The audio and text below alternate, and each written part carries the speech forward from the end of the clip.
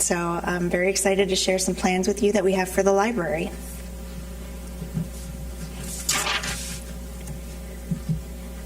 All right, so today we're going to go through, what's going on in libraries today, the strategic plan, library trends, planning for the future, and we'll talk a little bit about what's happening with the Fells Library, which is a privately operated library, but part of our library system. And I always like to start by letting people know our mission. The trustees and former director, Janice Kaduri, used a lot of forethought when creating the mission many years ago, and everything we do in the library still starts with the understanding of that mission. The vision to provide exceptional services, make connections, and be a leader among libraries is also central to the idea of renovating for excellence. So you'll notice we're a community gathering place, a cultural destination, and a gateway to ideas. And we always look at that whatever we're doing. Tell you a little bit about what's going on in the children's room. As you can see from our stats, we are very busy. Our children's room is buzzing with programs, people, and excitement. Robots are playing a big role in helping people with digital literacy skills. And story times are always a hit. Adults and teens have the opportunity to interact with some of the best reference librarians in the state. Thanks to our dedicated volunteers and private funding through the Wellesley Free Library Foundation and the Friends of the Wellesley Free Library, we are able to offer programs that enhance the entire community. And I think one of our best programs is ESL, and without volunteers, that wouldn't happen. Materials. So our circulation staff works diligently to keep up with the high volume of materials that people check out every day. Electronic materials available to patrons, such as Weiss Financial. It's a new database. It offers informational access to stocks, Medigap, bonds, and more. RB Digital, if you haven't checked that out, it's a downloadable magazine app. You can get anything from Us Weekly to The Economist, so give it a try. And our newest database called Canopy gives you access to a lot of PBS documentaries, award-winning short films, and other award-winning movies, so it's a great app. So this year we completed the 5-year strategic plan and an observation study that spanned the course of 4 months. We heard from a lot of people through focus groups, interviews, surveys, and observations. And the takeaway from all that prep work was a plan that responds to community needs and reinforces decisions made regarding space, programs, and collection. As a result, so the town's unified plan is currently being developed, and similar concerns about the need to provide spaces to prevent social isolation, to increase meeting space, and provide drop-in play space for children, as well as gathering space for adults, is discussed. The library plays a major role in helping with all of these important town issues. So we've had about a 20-year design. The library was built with the thought that its design would serve Wellesley exceptionally for 20 years. As you can see from the timeline, construction began in 2001, and if the renovation goes as planned, we will be right on track for serving the community as a leader among libraries for the next 20 years. So what's happened in 20 years? Lots of changes. Clearly, some significant changes have occurred in the past 20 years. While service hasn't changed, technology has changed the way the library provides services, collection, and space. It's hard to imagine life without them. But the iPhone and iPad weren't even around during the planning and construction of this library. The effects technology have had on service models, from shorter data-driven questions such as, we used to get, what is the population of the United States? You'd go to your encyclopedia, you'd look it up. Now those kinds of questions are answered in a second using Google or even Alexa. So we've become a place where user experience becomes a priority for skilled librarians, and longer technology assistance questions such as, how do I download an ebook? They become the norm. In addition, using self-check machines to keep up with rising circulation and using mobile technology to pull patron requests for materials that were placed on hold from their home computer, they're clear examples of how technology has changed and will continue to change the way we do business. So has anybody heard about the concept of third place? Yeah. So for those who haven't, third place or third space is the social surroundings separate from the two usual social environments of home, which is the first place, and the office, which is the second place. Examples of third places would be environments such as cafes, clubs, churches, parks, and public libraries. As this idea of third space evolves, so has the need for changes in space at the library. WFL has become a destination or a third place for the community, and maybe even a first or second. It's often used for those who work remotely. They gather after story time or after school, and it definitely feels like home to some. So, what are we looking at? From the best of the best, flagship libraries across the country. We've got Seattle, Minneapolis, and Boston. To branches in the same communities, Magnolia in the Seattle neighborhood, Jamaica Plain in Boston, and Rosemount outside of Minneapolis. Branches and libraries are changing. If you take a look at the plan of Magnolia Library, just take a look at how much gathering space there is and how many shelves there are. So the ratio of shelving to gathering space has changed a lot in libraries. A lot more space is being devoted to gathering as opposed to being a warehouse for materials. To Minuteman libraries, that's the system we're in, to libraries in our area, Westwood, Brookline, Framingham, Lexington, Sudbury, and Wayland are all involved in renovations or building new libraries. This picture is of the new McAuliffe branch in Framingham. It tripled in size and provides much needed extra space for programming, study rooms, computers, children's room, and it has a new young adult area. So changes and trends are similar no matter the library size. When building or renovating, recurring themes of adding meeting rooms, updating children's, introducing a commons area, and building for technology are commonly seen. Librarians read about and see these things every day in neighboring libraries and in professional journals that we read. And on the next few slides, I'm going to show you a little bit more about what these improvements and trends look like. I also want to define what we mean by trends. We're not talking about trendy things. We're talking about the general direction of where things are going. For example,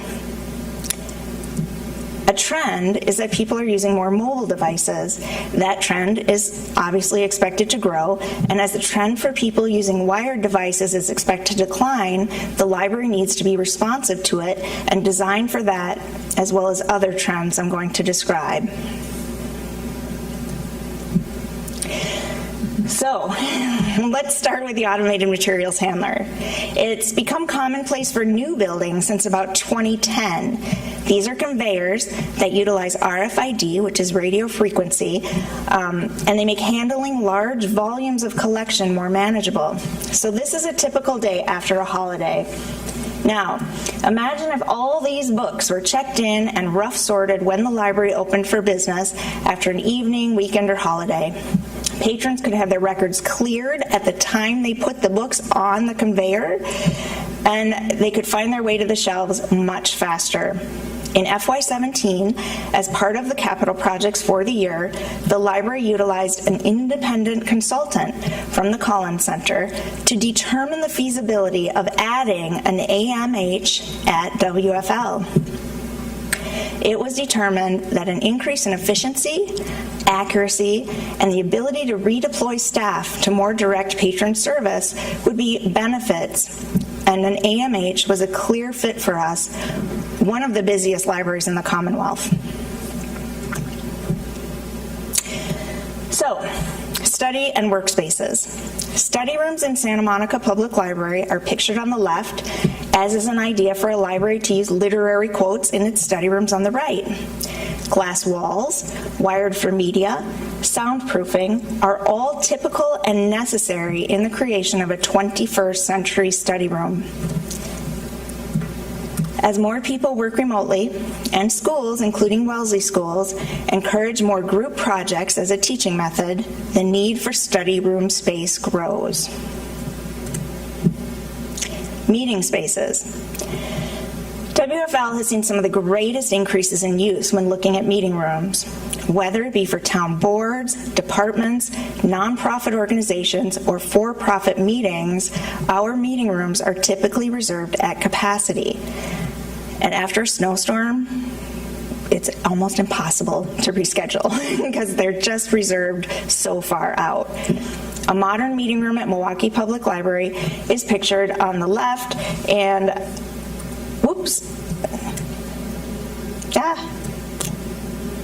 and an idea for a modern one is pictured on the right.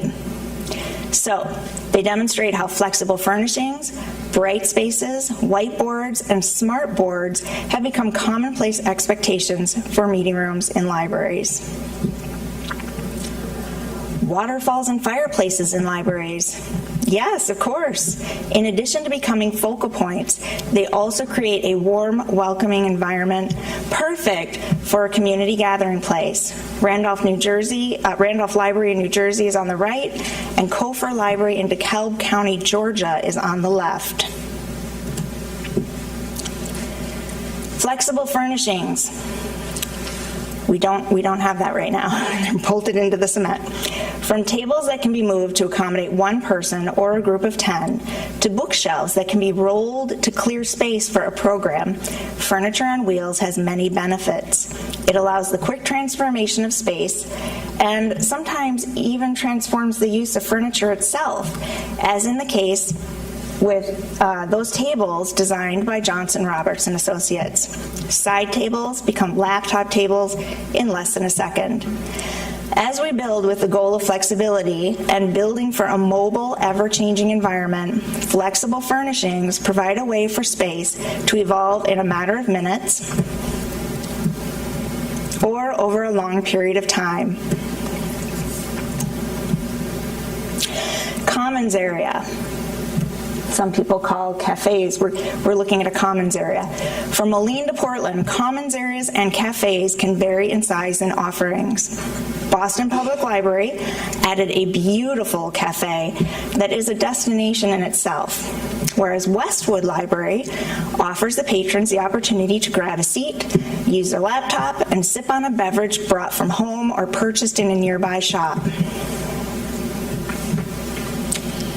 In gathering feedback for our 5-year strategic plan, a place to gather, drink coffee, and utilize Wi-Fi was a recurring request, and it quickly rose to the top as a primary need. In WFL's case, we would be looking at a Westwood model. We would not be looking at a cafe where we sell food. We would be looking at a commons area where people can bring in food from vendors or from home. Regardless, a sustainable spot for patrons to bring in and drink a coffee from one of the great local shops or eat a snack while connecting with Wi-Fi colleagues or friends became a priority. Browsing. Circulation areas are beginning to look more like bookstores, and there is a good reason for this. No longer are these giant desks needed in a circulation area. The trend to break down barriers to service, including standing behind a giant desk, is a practice of the past. As we ask staff to become more fearless, flexible, and fun, we expect that staff are getting out from behind desks and helping patrons in a more direct manner by walking patron to hold shelves, accompanying them to help find a book on the shelf, or assisting them at a patron's point of need for computer help. In addition, allowing patrons access to their holds, self-checkout, and marketing new materials in engaging display has proven to increase circulation. interactive learning for children. So there are companies whose only goal is to build interactive structures that encourage learning. The structure on the left was designed by a company called Bergen. Boston Public renovated second floors on the right. Big play area, bins full of board books, big foam letters, walls are covered with these built-in learning toys designed by another interactive learning company.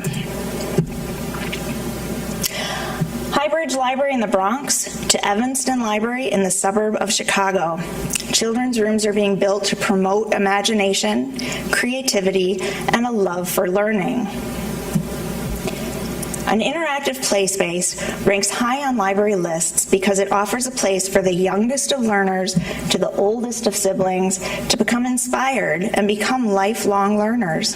A space that simply provides books is no longer considered excellent or top-tier service. As we learn more about evolving pre-literacy and ongoing literacy needs in terms of social and critical thinking skills, we begin to build an environment that not only encourages the youngest learner, but engages and thrills learners of all ages. Learning is fun, and we want our built environment to reflect that concept. Technology, so this is a big one, right? How do you design for a technologically advanced community? You really have to build with agility in mind. It's a mobile world, and people are carrying that world in their laptops. Libraries that build for technology build for flexibility by improving the wiring infrastructure, minimizing immovable pieces of furniture, and maximizing agility by incorporating plugs and outlets everywhere. If you've been in an airport lately, you know that they've done the same thing. Sustainable and flexible space. So, the library has made sustainability a building priority. The architectural firm of Johnson Roberts Associates, based in Cambridge, Mass., designs to LEED standards where possible, and Natalia Ringros, who's an associate at JRA, helped us. She's a LEED Green associate. She has a documented, up-to-date understanding of the most current green building principles and practices, and incorporates sustainable practices as a foundation for design. So it's a beautiful building, right? No doubt about that, but it is time to catch up. Wi-Fi, plugs, a place to drink coffee, and of course books. WFL has long been a leader, and now it's time to catch up with a reconfiguration that takes into account community needs and national trends. So we'll look at some of the spaces we focused on in our design. This is our current media room. I don't know if you remember from, the 20-year changes, but DVDs, I think, came out in in the 1990s. So it was huge when they built this library. Right now, this is what the room looks like most of the time when we're open. It's a huge piece of real estate. It's not utilized as effectively as we could. We would turn the media room into our commons area, hard surface it, put in a bunch of tables, and allow for Wi-Fi and beverages and light snacks. This is our children's space. There's our interactive learning, right? So this is what libraries are looking like nowadays. Children's space is completely imaginative, the whole environment. So we'd love to upgrade that.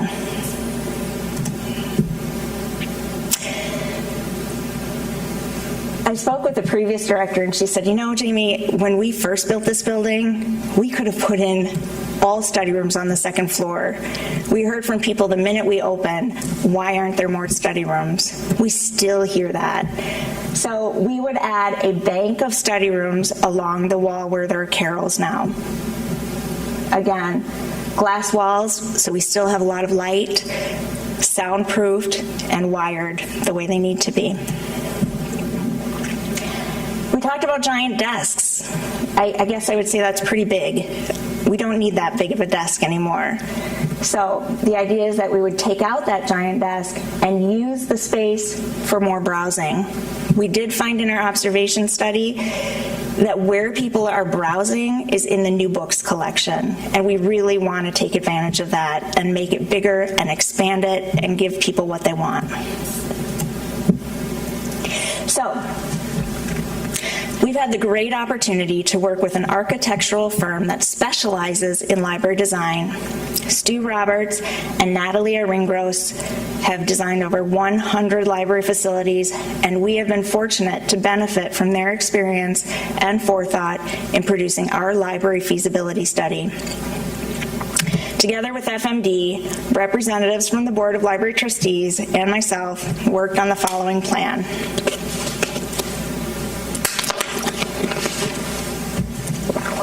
Okay, so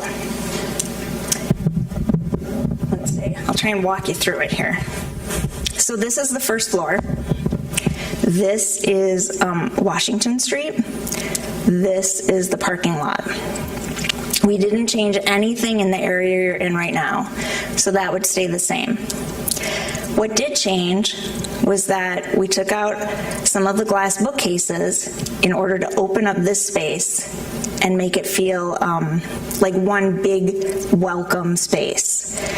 You can see we made the circulation desk about 1/3 of the size that it is now, and that allowed us to move the holds right here instead of back here and right next to self-checks. So it's a lot easier for staff to help people with that. We've added browsing materials here, a small seating space here, and that's the welcome area.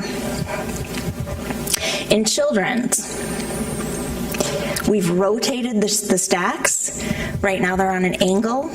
That can be a little kind of disconcerting for people to browse. People are much more accustomed to browsing just straight on. So we've moved those. We've added 2 big interactive play spaces. Again, we've reduced the size of the desk and we've moved it off to the side.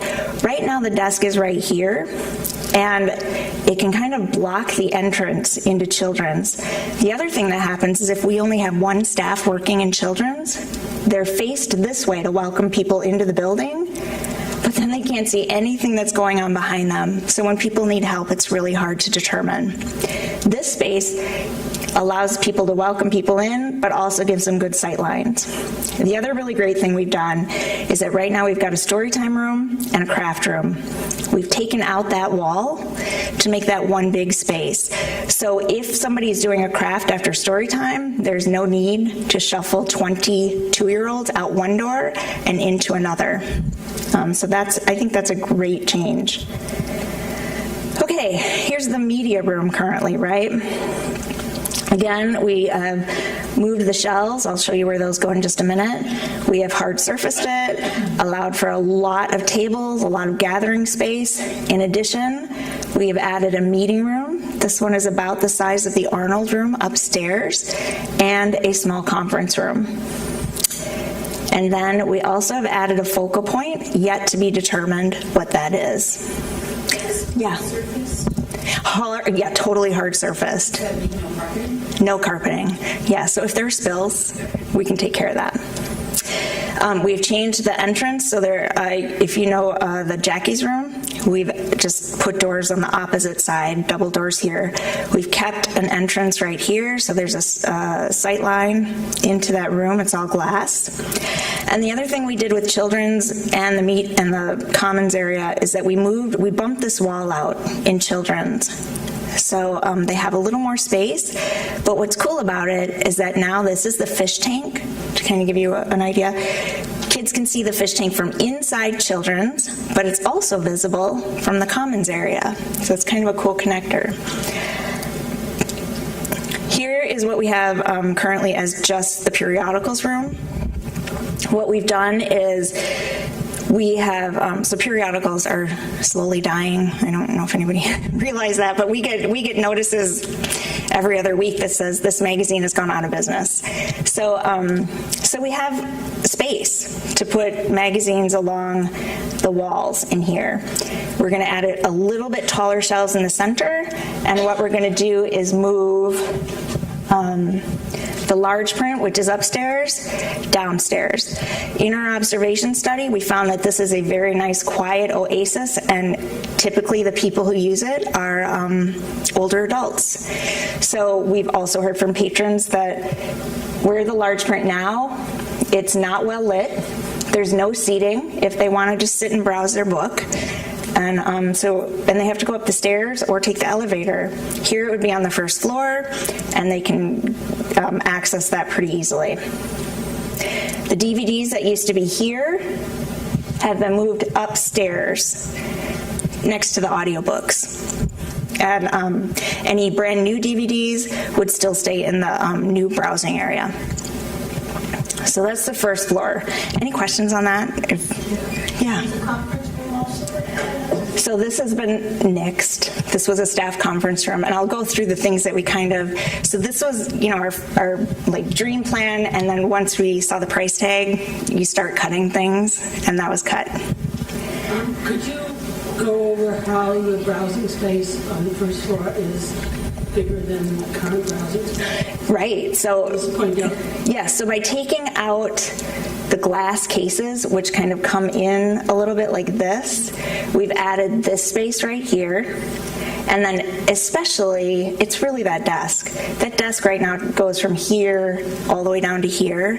By making that a third of its size, we've gained all of this for browsing. Okay. Yeah. You're taking out all those glass spaces. Aren't those really important to the high school art students? We still have other spaces they can use, and once we make this media room, there'll be plenty of spaces for display as well. Mm-hmm. It's community stuff.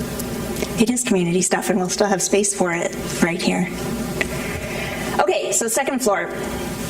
Not as many changes on the second floor.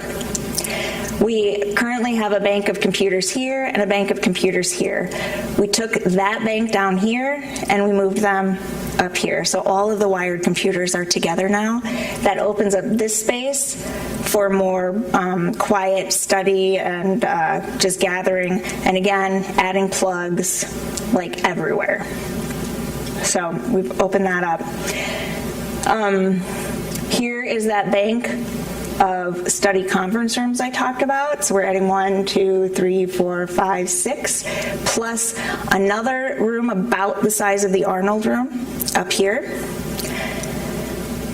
Then this space, we have, I think we're taking out like 2 rows of bookshelves, which increases this space all along here, and now we can add 2-person tables or 2-person carrels along this space, which is a really nice view of Simons Park. More study carrels on this side, and again, just tons and tons of seating with side tables and plugs everywhere. And that's the big changes. Yeah. Is that, do you envision that area as being quiet? Absolutely. Oh no, the second floor stays a quiet zone. Yes, so when people, you'll see these are mostly single chairs. They're just going to be sitting in their chairs doing their laptop quietly. The active zones are down here, and this is where most of the talking will take place. Mm-hmm. What? And eating and partying and yeah. It's non-library. Oh, every library that's being built now is getting one of these. Actually, Babson is just doing a huge renovation, adding an entire addition on just for this. So it's extremely commonplace now. So I'm going to go through kind of each wing to give you a better idea. So we talked about large print.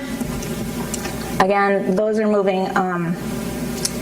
We're moving the large print down here, and the AV collection will go on the second floor here. Again, here. So this is the original 2 little spaces. and it becomes one big space. Here's the new interactive play space. The way the bookshelves are lined, definitely different. We're actually reusing most of our bookshelves because it's just cheaper, but we are going to be adding what's called book bins. A lot of libraries in the Midwest use these, and they're bins that are at child level, and you face out picture books. So instead of trying to pull a picture book out by its spine and then looking at it, kids get to flip through the covers of all the picture books. So it's just more interactive for them. And then here is what is currently the media room. Those again move upstairs, and it becomes this space.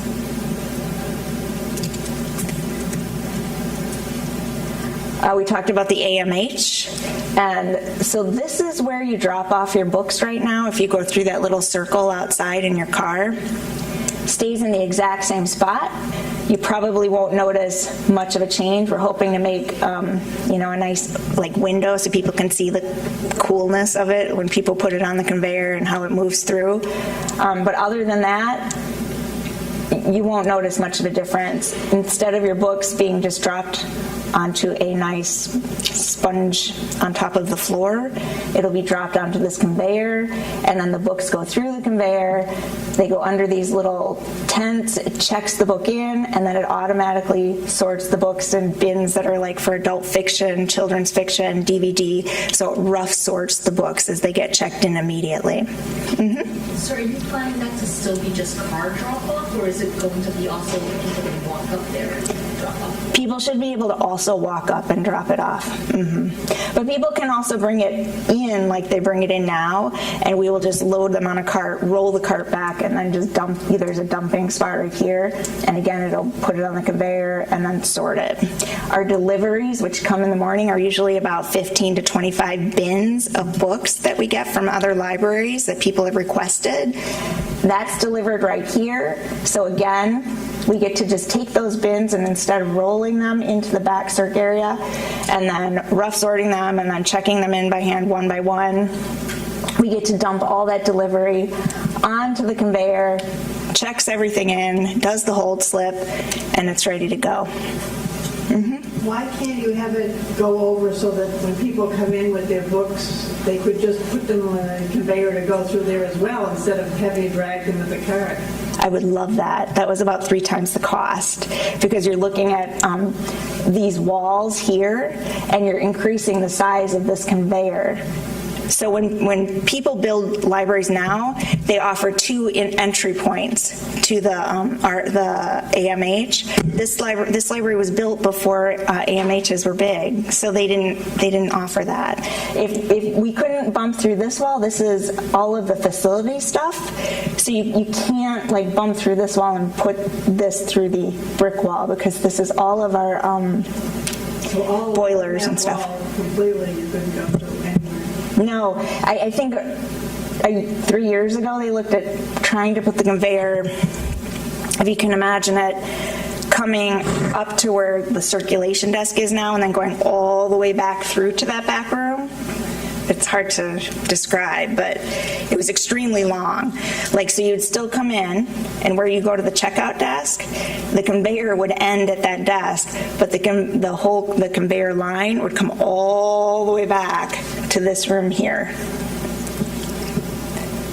Can you see it? Yeah, I'm trying to judge the space. So you couldn't have it like a T, so they'd come in and go like that? No, because you can't bump through this wall. No, I'm saying stay on this side of the wall. This side of the wall? That's what they did. They brought it all the way back here and then turned it. But that's a super long ride to the front. And again, it tripled the cost. So when the consultant looked at what we were doing, we did find that having this here would take about 68% of our books because of the delivery that comes in through there.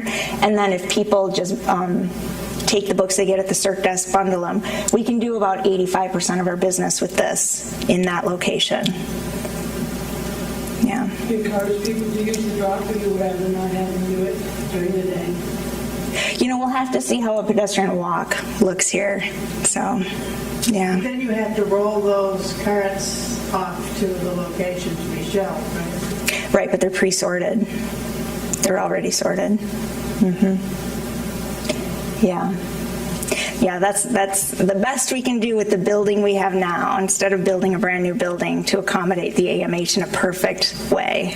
Yeah, I just saw it at the new library where Yeah, so see, inside you can, but they don't get the outside traffic. So if you're closed for a holiday weekend, you don't get the benefit of that AMH. They're still dumping books off and having to put them back on there. And that's where we found a lot of our returns are happening, is over those big holiday weekends or in the evenings when we're closed. So we prefer to have that working for us in the back rather than having it only when we're open, if that makes sense. Yeah. Is there a prohibition to private sector involvement with the library? So we're going to talk about private involvement a little bit in later slides, but no, there's no prohibition. We definitely utilize them. If you wish to, you could negotiate with a Starbucks to operate a cafe separate from? We could if we wish to. I will tell you that in Minneapolis, in Minnesota where I was, we had a cafe, and we negotiated with private vendors to sell food and beverage. The first vendor went out of business because they couldn't make enough money. Then the second vendor was actually part of the recreation department, so part of the government, and we thought, well, they should be able to, sustain, and they couldn't make enough money. And the problem is trying to sell things when you're open, 9 to 9, but you're in a very sort of closed environment. People don't tend to buy things as much as the vendor wanted them to, so they're not making as much money. And especially where we were and where we are in Wellesley, we've got, Wellesley Bakery, we've got Pete's Coffee, we've got Starbucks Coffee, so people are coming in with those items already. So financially, I don't think it would make sense to try and do that if a vendor was willing. I encourage you to continue to look at that. And you could segment certain aspects of the library to be open, not necessarily the full library. And Right. it is disappointing. Right. I have the library shut on the weekends sometimes, Sundays. such as in the summer. Right. And you ought to think about being more flexible with regard to using, if not all of the space, perhaps some of the space. Right. And I'm happy to hear that there's no prohibition to engaging private sector involvement for whether it's the operation of a... I'd let them worry about whether they can, Make enough money. Yeah. Cafe Nero is operating in a former very small space Right. that used to be part of the town's train station, and they seem to be making it. Now, they're open a lot longer hours than the library is open. Right. Right. It's definitely something we can talk about. What would be the purpose of doing that? To generate money for the library? It seems to, if you want to encourage the usage of the library, and yet you're going to close part of it so that the cafe could be open more, then you're in the cafe business. You're not in the library business.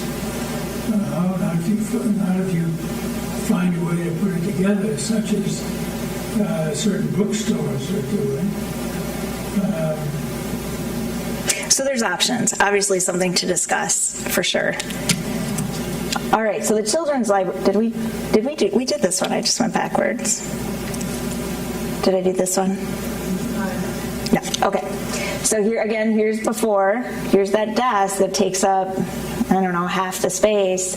Once we get rid of that desk, look at all the space we have. It's pretty great. And you can see where the wall comes out just a little bit here, and the wall comes out here. And then I think the holds are in this little area right here. because there's the elevator, and we've bumped the children's out here, but we've moved the holds over here, which makes a lot more sense in terms of the proximity to the circulation desk as well as the self-checks. Any questions about that space? Okay. This is just the reading area now with our wired computers and moving them all to one location and then creating that space here. So we're not losing any computers, we're just consolidating them on the second floor in that space. Here's what we have now, and here is the concept to add the study spaces and a new meeting room.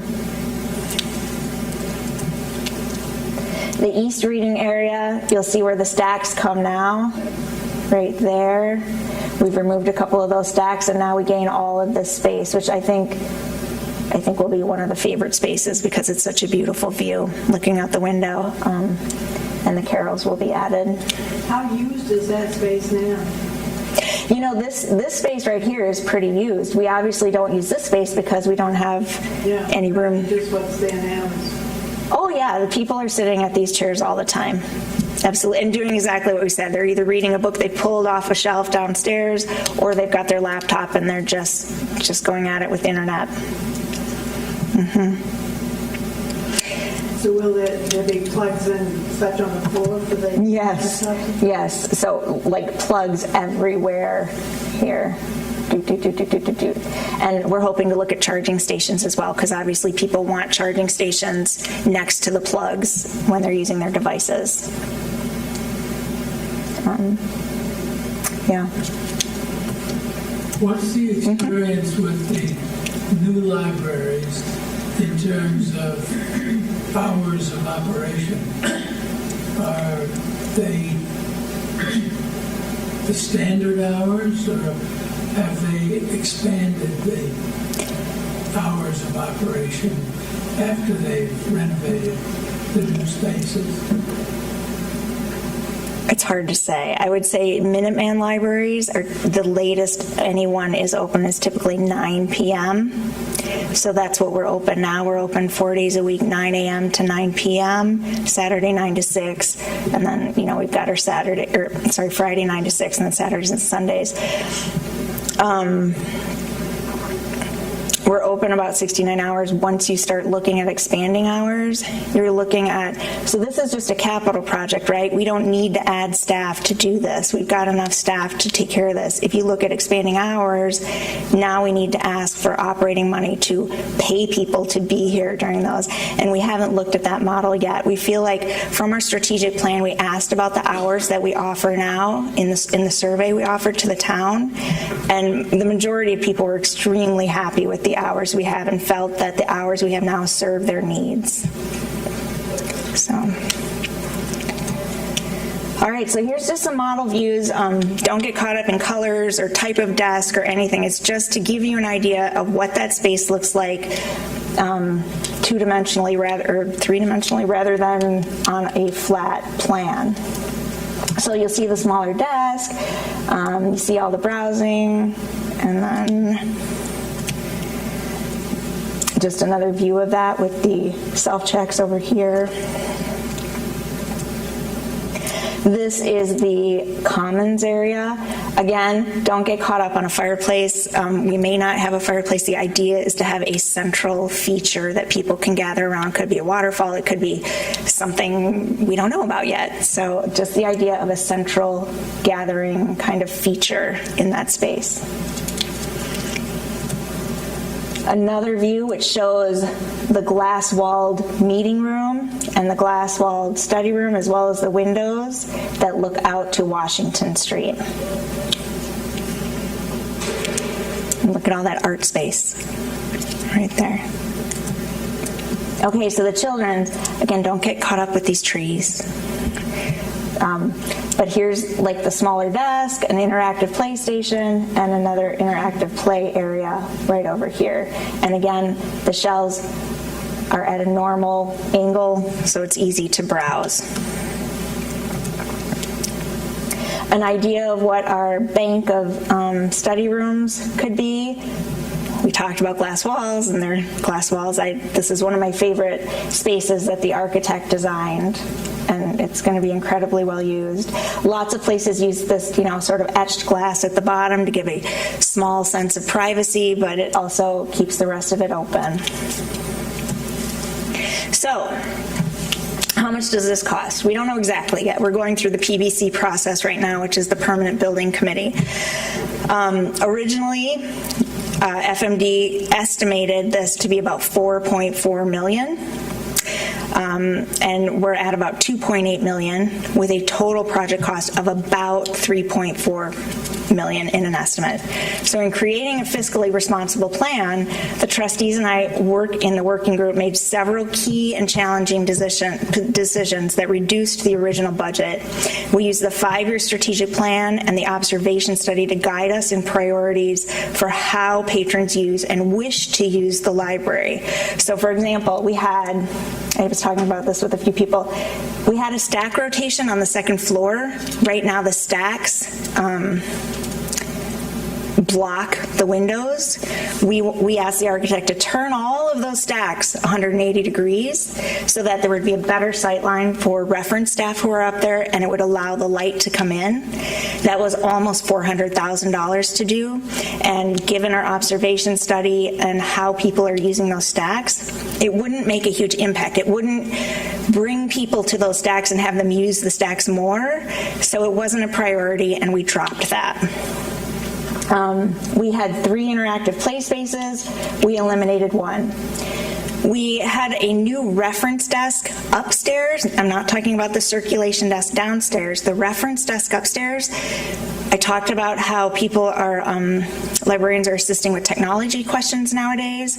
So a desk that would enhance that experience would be a desk where a patron isn't facing a librarian, rather they're side to side, because a lot of times people will bring in their device and a librarian will sit next to them and work on the device with them.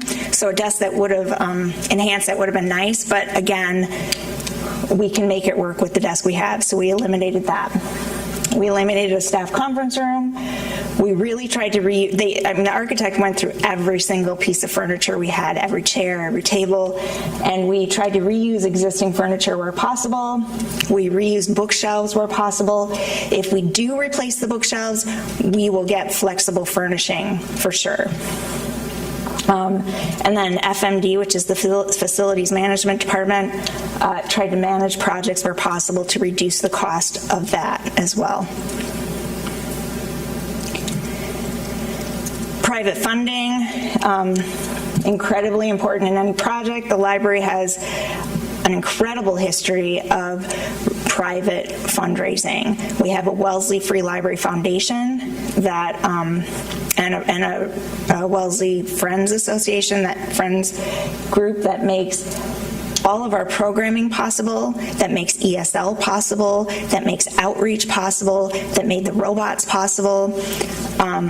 If we didn't have that private funding, this library wouldn't be the exceptional place it is today for services.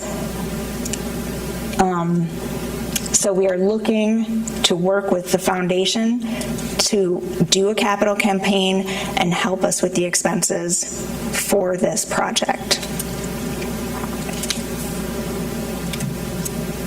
Are there any more questions about the main library interior reconfiguration? Sure. Are there any changes to the infrastructure? So with all of these people bringing laptops and things that use the internet, are you bumping up the speed of the internet?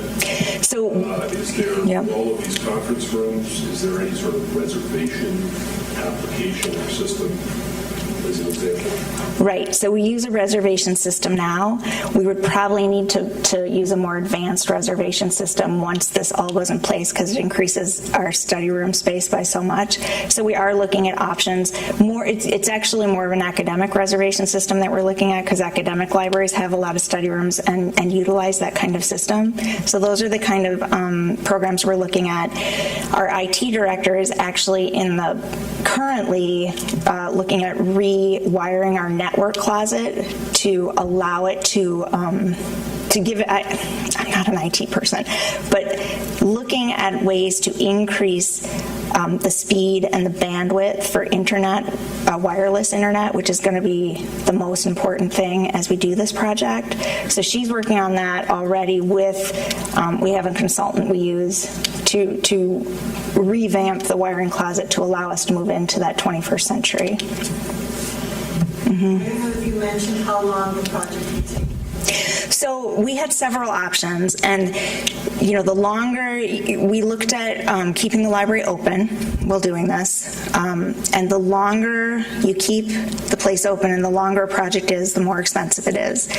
So after meeting with PBC, we got the great advice that this kind of project could probably be done in about 13 weeks, and instead of kind of expanding it over a 1-year period and trying to stay open at the same time, we would close for that short amount of time, redeploy staff to the branches so there's still library service, possibly keep the Wakeland room open as a browsing area for the library, but just get it done in about 13 weeks. We would hope to do it over the summer. If that doesn't work, it would probably be early fall. So you're thinking of this year? We're hoping to ask for design funds this year, so it wouldn't probably be till FY20, and if it's in the summer, it would be the summer of 2020. So it would actually start around 2020 is when the construction would begin. You said earlier you talked about the Wellesley Library and not private public. Yeah, that's if you can sit through it. I've got another little PowerPoint. So if there's any more questions about this, I'm happy to answer them, or I can just move on to FELS.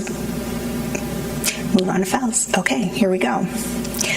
So this is really exciting because I hope you realize that FELS is 100% privately funded for its operation.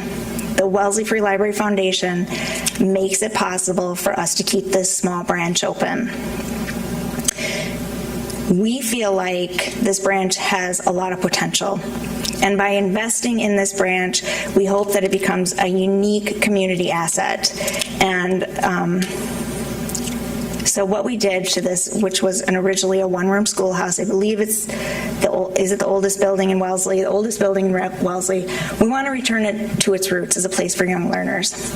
And we want to turn it into an early learning focused library. Now, it's going to be designed to provide comfortable, high-impact literacy and learning environment, offer hands-on interactive manipulatives and play centers. We're going to increase the hours of operation, and we're also going to encourage outdoor learning by hopefully installing a children's garden. And we talked about this a little bit in the main library in terms of the imaginative children's room and changing that environment a little bit, and just understanding how play lays the foundation for subsequent academic achievement. And libraries across the country are doing this, as you saw. And why FELS? It's a charming and small branch. It's just tailor-made for this population, which is about 0 to 6 years old, pre-kindergarten. It's a great space for kids who might be a little overwhelmed in everything that's going on at the main library, which is unbelievably fabulous. But sometimes a little person wants a little space. So this is perfect for them. It's also going to be very, very low tech. There's going to be one public computer in that building.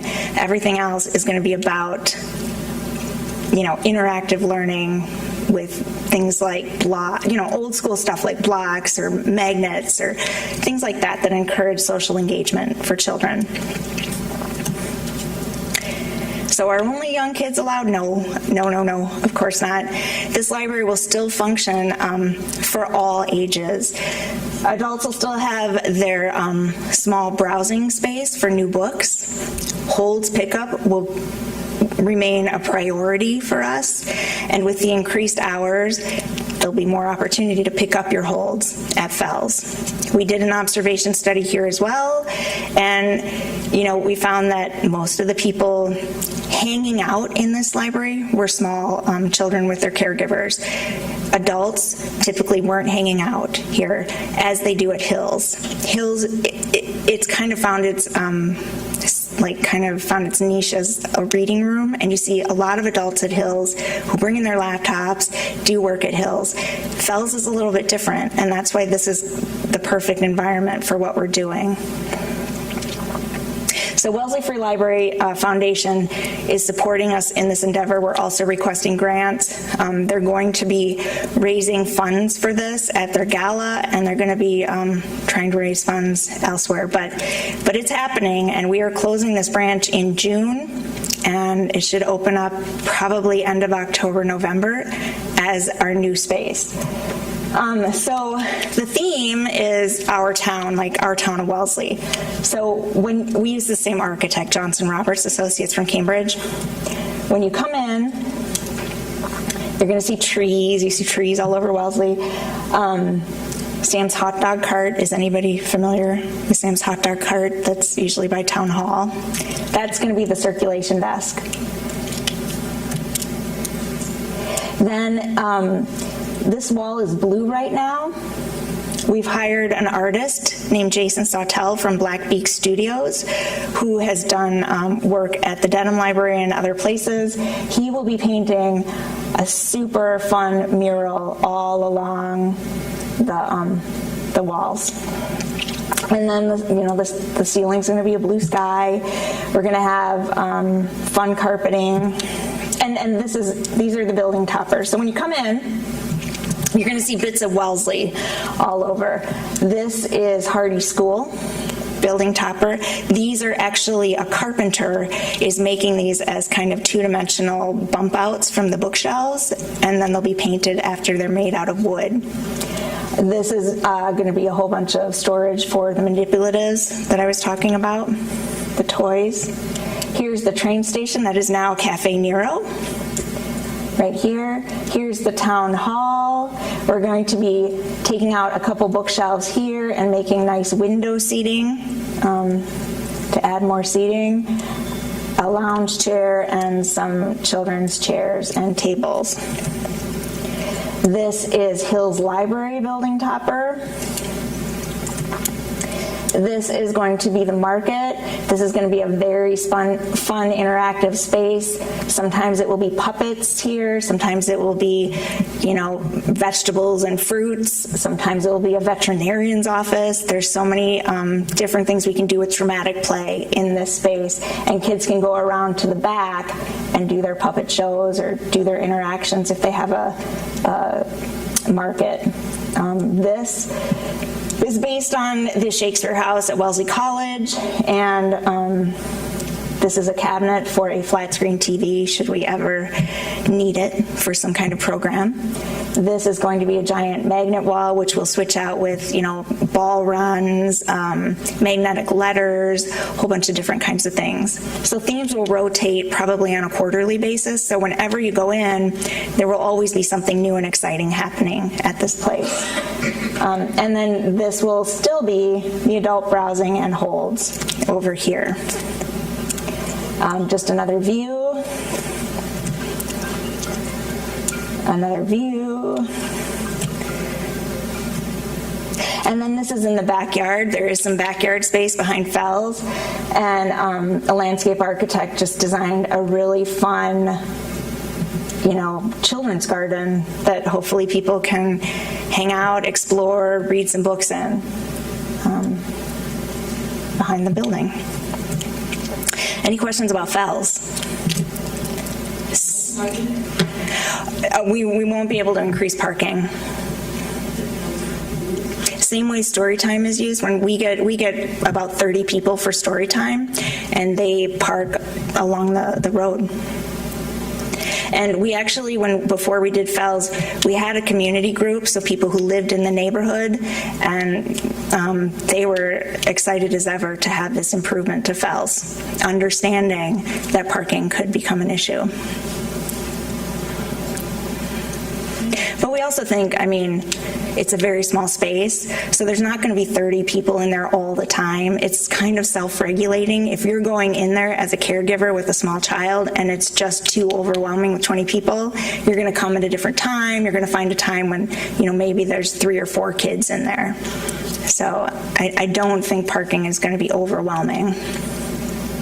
When did you say that this is expected to be done? It should be done end of October, beginning of November. This year? Yeah. Mm-hmm. Yeah, we're doing this one. I'm so excited. It's going to be great. Any other questions? We do have two of our trustees here, so if you have, other questions that they might be happy to answer as well. Ann Howley and Maura Murphy of the library trustees are sitting in the back. Okay, you're welcome. Nothing. Yeah, you're welcome.